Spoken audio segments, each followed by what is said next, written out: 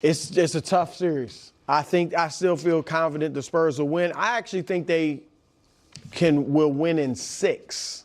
Oh. But this could be a 7-game series, no doubt. I think Wemby, because in that game 3 where Anthony Edwards was big, Wemby was huge. So I do think Wemby needs to be huge for them. De'Aaron has had great moments. Obviously, Dylan Harper's played really well. Like, they're all doing what they do. They fought valiantly without Wemby yesterday. But I do think he's going to need to have big games to override what Anthony Edwards does. So it's just a tough series, man. This is a war. This is every bit as tough as Denver would have been for them. Yeah. And so, but I still think the Spurs pull out a tough one. I do think they're in trouble with this version of Ant. And I think this is not 36 a game, but I think this is the version of Ant we're going to get. I think the fact that he now has had back-to-back huge minutes, huge, 30-plus point games means, and he is feeling better, more confident on that knee. I just assumed, and I want to say this, the Io playing, I think, is one of the most admirable sports feats of this playoffs.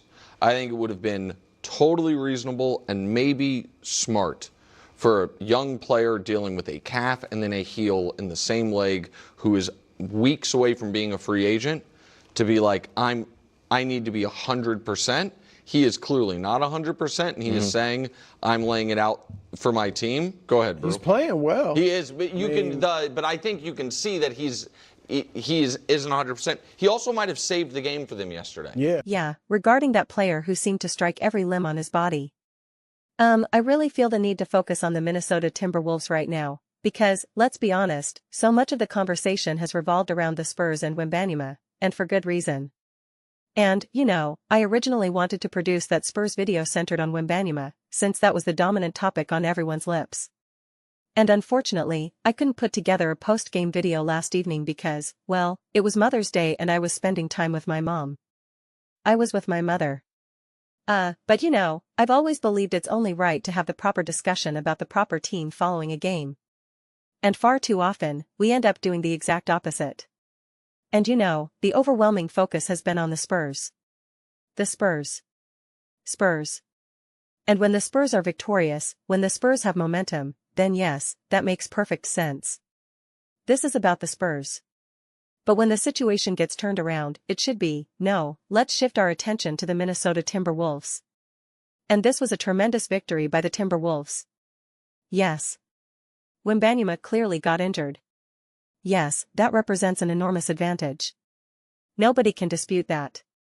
Even the most devoted Minnesota Timberwolves fan would admit that not having Wembanyama on the floor is a major plus.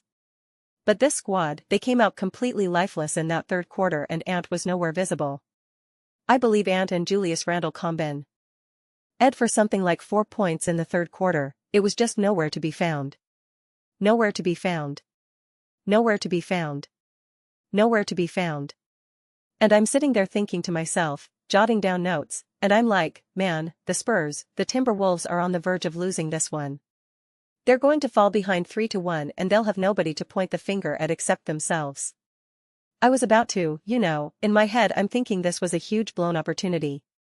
There is such an enormous difference between 3-1 and 2-2. And then, like a light switch, they completely flipped it, turned on the intensity, and became the team we know they can be, especially obviously in that fourth quarter. And it was fantastic. And now, yes, it alters everything because what I just said, 3-1 versus 2-2, are worlds apart. Completely different. Completely different. Completely different. And a huge shift in momentum. Now you're heading back to San Antonio. Like, things are about to get crazy. This is, must-see TV. These matchups have been fantastic. I truly so far have found that the 3 most exciting squads to watch, in no particular order, are OKC, San Antonio, and Minnesota. And yet Minnesota had some stretches where you think, this isn't enjoyable to watch. This isn't good basketball. Not even in this game. And that's the thing. They've now captured 2 victories without even playing their best ball. We can point to injuries, we can say this or that. It's just that you can't use injuries as an excuse for a third quarter, especially when you look at the fourth quarter and realize they were far better equipped to play what I always emphasize, organized chaos. And we witnessed organized, are you kidding me?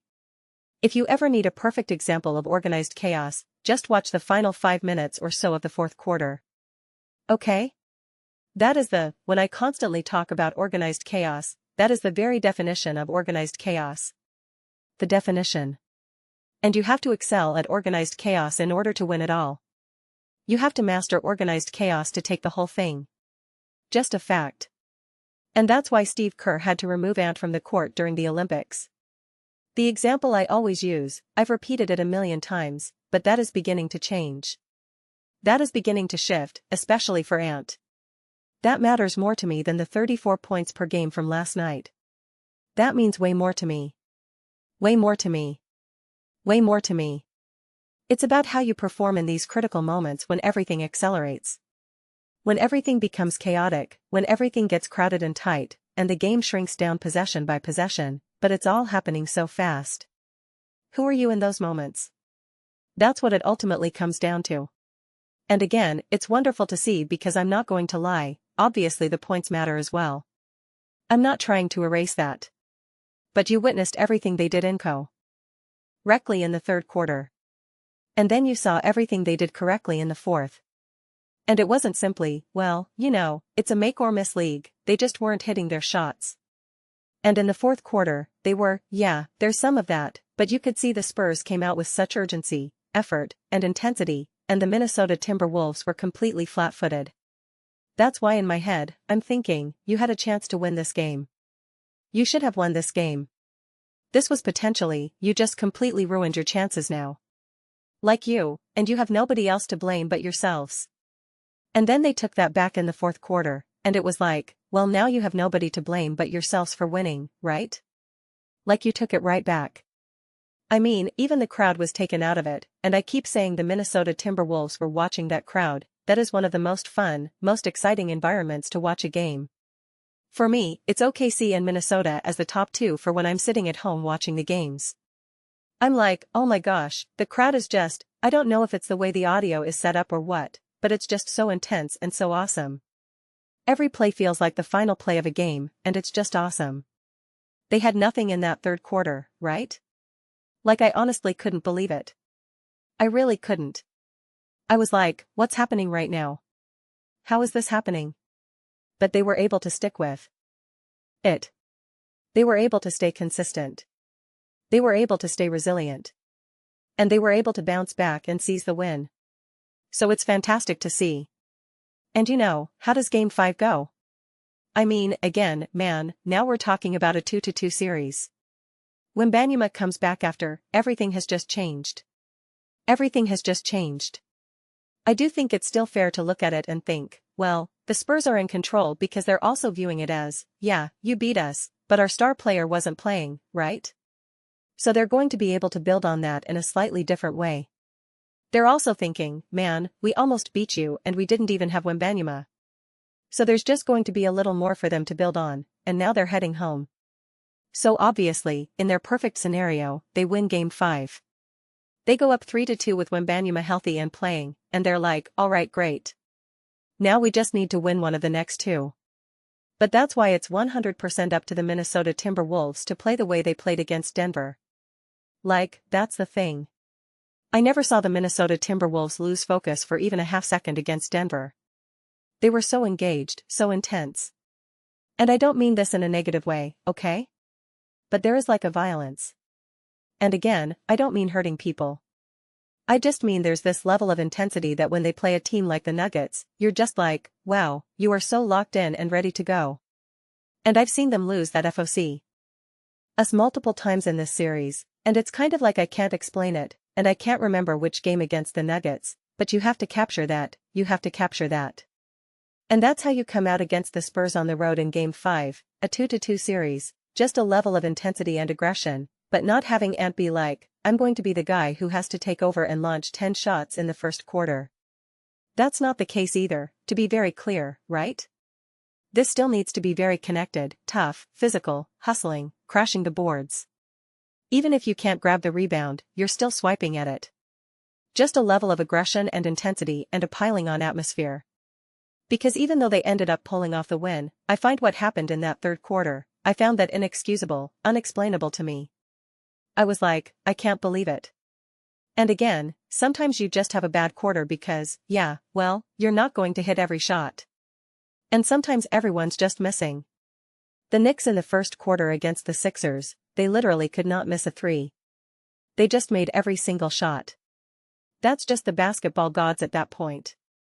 That's just like, okay, this just happened. They went like, what was it, 9 for 11 or they hit 11 threes? I forget, but it was a ton. And you're just like, there's nothing to do. You can't even blame the Sixers. You can't blame the defense. You can't praise the Knicks. They just made every shot. And it was just the basketball gods. So you could chalk that up to the third quarter a little bit for the Minnesota Timberwolves, but I don't think that's what it was. Again, there's always some flavor of that because you can't always explain why 1 minute you make a shot and the next minute you miss. You're just like, basketball gods, I don't know. Sometimes you make a really difficult three, and other times you airball it and you're just like, dude, what are you doing?